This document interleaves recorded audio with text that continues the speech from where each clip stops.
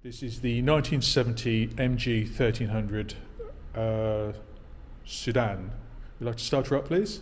Yeah, certainly. Just apply the control.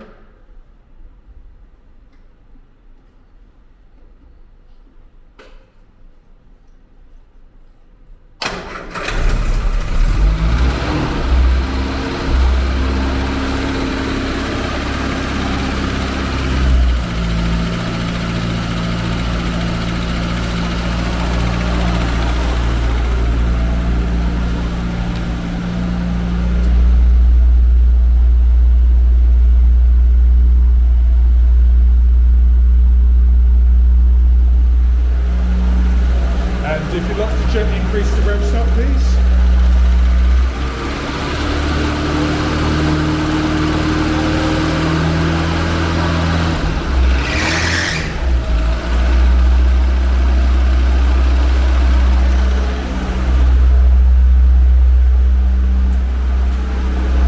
And if you'd like to give her a little blip, please.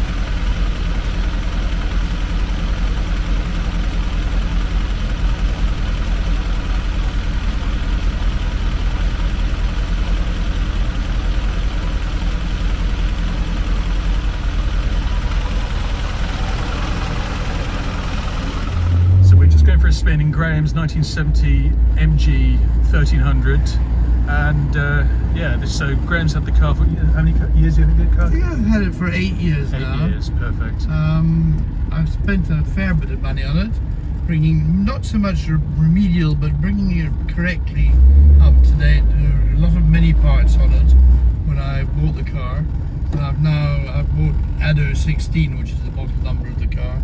I replaced the brakes, calipers, etc., bringing it up to exactly what it should be. It wasn't out of necessity, it was just out of being accurate.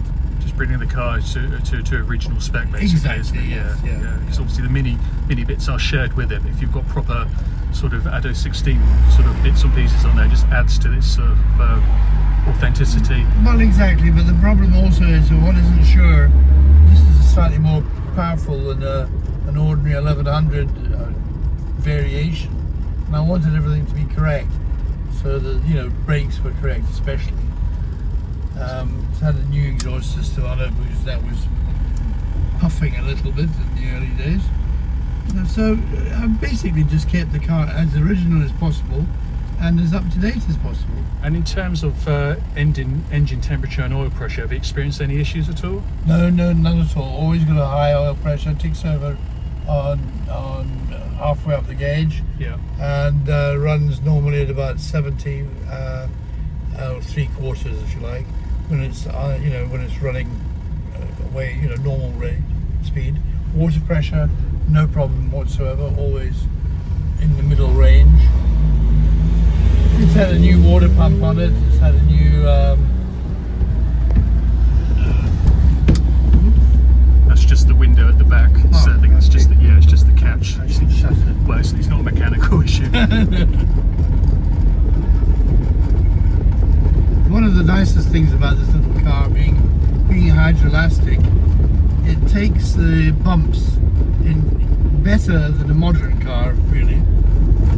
It goes over sleeping policemen with hardly noticing them. Well, that was just a perfect demonstration. It's almost like a pave sort of paving there, and yes, there's no knocks or anything like that. This is an opportunity for us to try the brakes. How do you feel about the brakes of the car? Stops dead straight. And no pulling at the steering wheel. None at all. Perfect. Pulls perfectly straight. And you happy with the gear change? It's notchy. It's nice. It goes in and out. It's full synchro mesh all round. So again, no problems with it. The car actually drives the way a new 1970 in the day would Yeah. drive. Yeah, yeah. And I know that because I had one in 1970. So, It was quite an advanced car for its era as well. very Big- much so. I big mean, it's front-wheel drive car. a lovely, it really is a lovely little car. And how would you describe the steering? Accurate, point, it goes where it's pointed. It's, Any play or anything there? no, there's no play in this at all. Perfect. It's, So knocking or anything no on there knocking, as we go no, around. there's no noise coming from the drive shafts. You know, the drive shafts of when they're worn start clacking. Yeah. But there's nothing like that at all. In fact, they're brand new. And since all this new stuff has been put in the car, I think it's probably done about 2,500 miles. So if you've used it, that's the most important That's thing. about all, yes. Yeah, But I mean, yeah. unfortunately now I use it less and less, basically because I've not been, health-wise, I've not been really very fit. And the best thing for it to be is just make sure it's in good nick in the garage. Of course. And dry and rust-free and all of the above. Fantastic stuff. Brilliant. Well, thanks a lot for that, Graham. And My yeah, pleasure. and hopefully you'll see this car online. And yeah, all good. Well, I'm being, as I said, I'm going to be sorry to see it go, but I think being sensible at my tender age, it's just too much having two cars. Of course, yeah. A decision you've made with your head rather than in your heart. Absolutely, yes. Although, if it didn't get sold, I don't think I would be terribly upset. I must say, I have enjoyed the car, and I love the head turning it gets too. You know, as I said, I've got another classic. I've got a classic Rolls Royce which it does shout colour and style at you. Sure. Because it's a typical 1970s kind of primrosy yellowy colour with a brown top.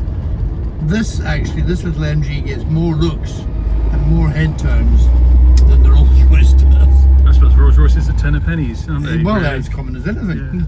You won't see an awful lot of these on the road, and you'd think you're in a Rolls Royce.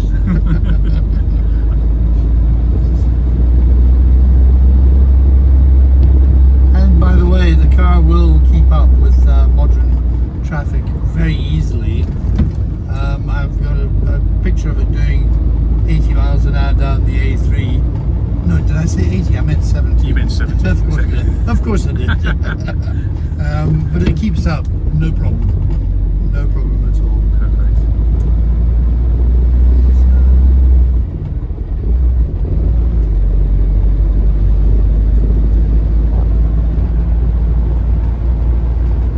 And as far as cruising, at 3,000 revs, you're doing 65 miles an hour, which is, you know, economical and quiet. And one thing I noticed as well, I mean, the car starts instantly. There's the slightst turn of the key, Yes, and yeah. it just fires up. There's no hesitancy there at all. Even from cold, Yeah. a touch of choke, and it instantly